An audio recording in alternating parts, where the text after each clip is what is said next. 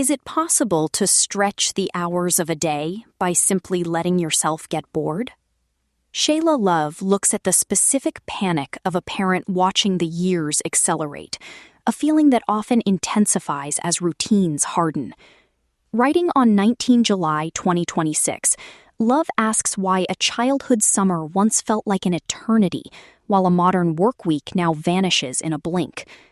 The answer isn't necessarily more vacations or constant new experiences, but a surprising willingness to sit with ordinary moments.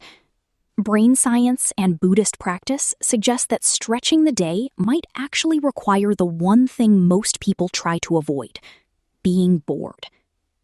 Written by Shayla Love in Vox, narrated for Arva. Hi readers, Shayla Love here, science journalist and longtime fan of Your Mileage May Vary. I'm honored to be subbing for Segal Samuel while she's out on parental leave.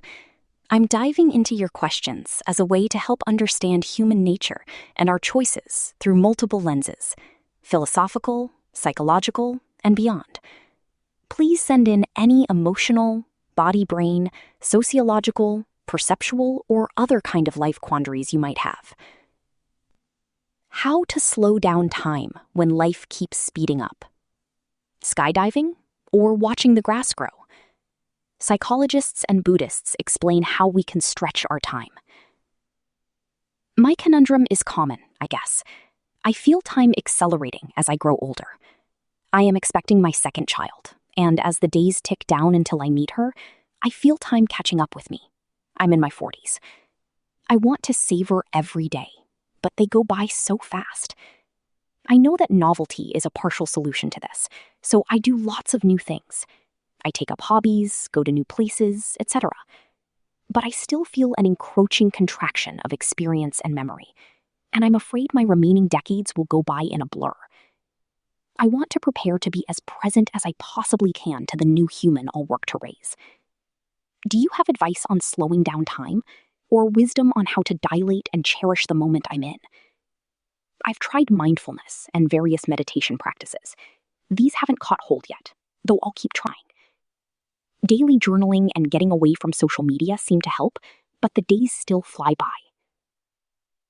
Dear time traveler, do you remember how long time felt when you were a child?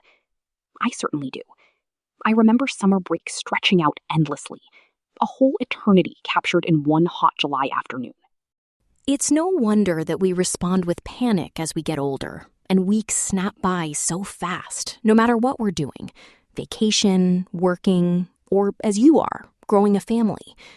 There are two ways to think about time: the way it feels when you're living it, which is called prospective time, and then how you remember time, known as retrospective time. It sounds like you're struggling with both. You want moments to feel longer as they're happening, and to look back and feel like time didn't just slip through your fingers. What's interesting about our perception of time is that there's no specific organ dedicated to sensing time. Our eyes see and our noses smell, but feeling time is a vaguer sense, cobbled together by the combination of various inputs. It is also more easily manipulated. Have a question you want answered in the next Your Mileage May Vary column? Fill out this anonymous form. Newsletter subscribers will get my column before anyone else does, and their questions will be prioritized for future editions. Sign up here. I took a close look at the work of David Eagleman, who is a neuroscientist at Stanford University and has studied what makes time feel slower or faster. On a basic level, you're right. Novelty does make time expand. When researchers show people a series of the same images over and over, a new picture thrown into the mix feels as though that new image is presented for longer, even if it's not. He's argued that this is one of the reasons why childhood feels so long. So much of what you experience is new when you're younger. Then we create habits and routines, and time starts to accelerate.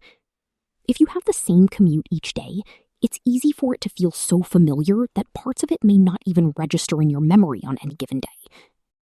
Extreme emotions can elongate time, too.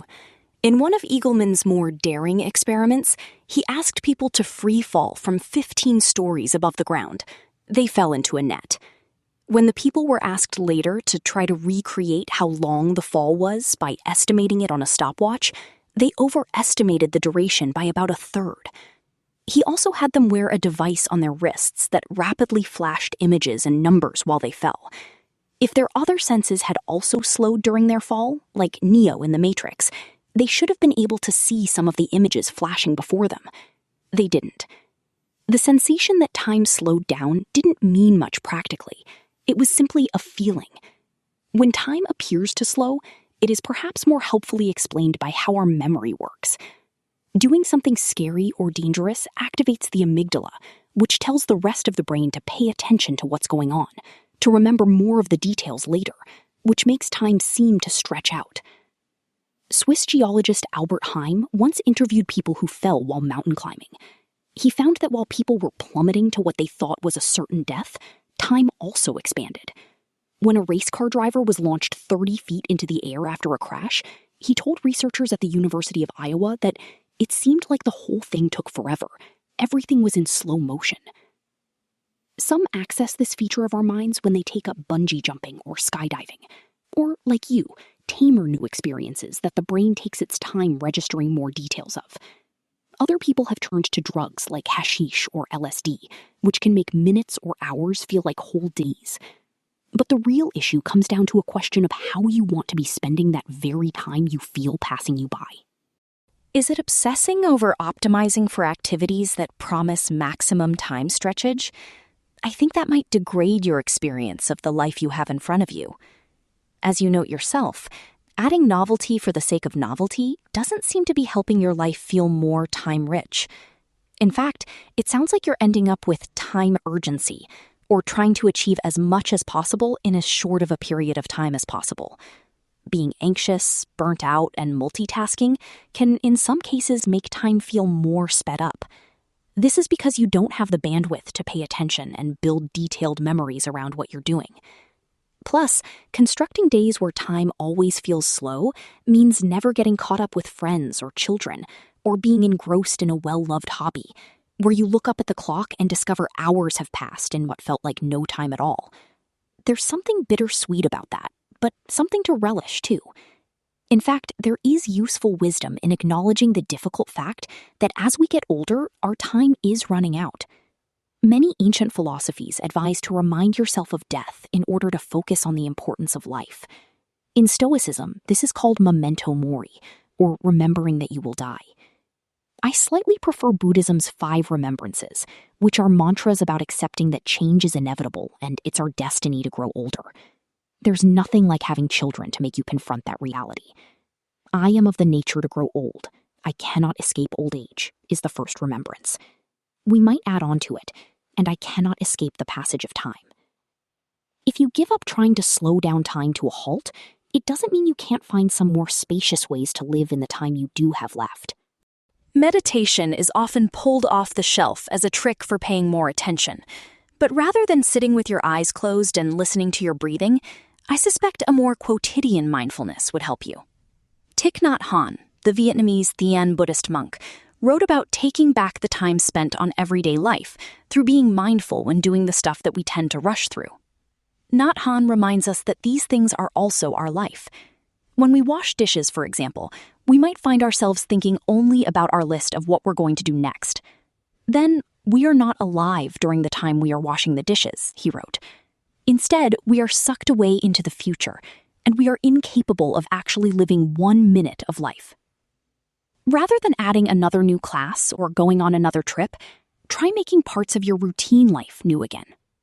When doing the dishes, Nhat Hanh suggested putting the future out of mind and focusing on the sensations of washing, of each cup and each plate. He also recommended reserving 1 day per week to do as little as possible, called a lazy day. These days are actually hard work because it can be difficult to do nothing. But within them, something else opens up and expands time. Boredom. Remember those endless summer days as a kid? For me at least, boredom certainly was a common tune in making that time, for better or worse, feel so long. Several years ago, I heard about a productivity expert named Chris Bailey who created a month of boredom, where he spent an hour each day doing the most boring thing he could think of, staring at the ceiling or watching his turtle swim back and forth in her tank. He found that creating gaps in the day with dull activities sometimes led to creative mind-wandering and the feeling that time was indeed ticking by more slowly than if his day was filled to the brim. I'm not always capable of carving out time to actually watch grass grow, as Bailey did, or of achieving the serene state while doing the dishes that Nyat Hunt described. But I do try to force myself to be bored in micro moments throughout my day and pay closer attention when I'm doing routine things, like walking to the train or doing chores. This practice makes me more aware of how I'm spending my time, and occasionally even makes that time feel a little more expansive. Bonus: what I'm reading. Last week I read A Month in the Country, a lovely summer novel, which I realized is all about being in one place and letting time do what it will. What if we didn't have a way to calculate the passage of time at all? I highly recommend reading the first section of the historian Daniel Borstein's masterful classic book, The Discoverers. It's all about how time was measured from early human civilizations to now. The first grand discovery was time, the landscape of experience, Borstein writes. Since I've become interested in the Luddites, as well as craving more time for tasks that require working with my hands, woodworking, gardening, lockpicking, you name it, I have worried that I'm idealizing manual labor, hard activities that used to consume all of people's time. This essay by the philosopher Joshua Habgood Coote in Eon explores this idea, which he calls skill nostalgia. We shouldn't take the romanticizing too far, but Habgood Coote writes that there's reason to yearn for skills that we were never taught. Most popular. The Air Quality Index and how to use it, explained. Take a mental break with the newest Vox crossword. The most important thing about the big new federal housing law. Francesca Hong might be the first ever socialist governor. How would she govern? A guy made a deepfake app to turn photos of women into nudes. It didn't go well.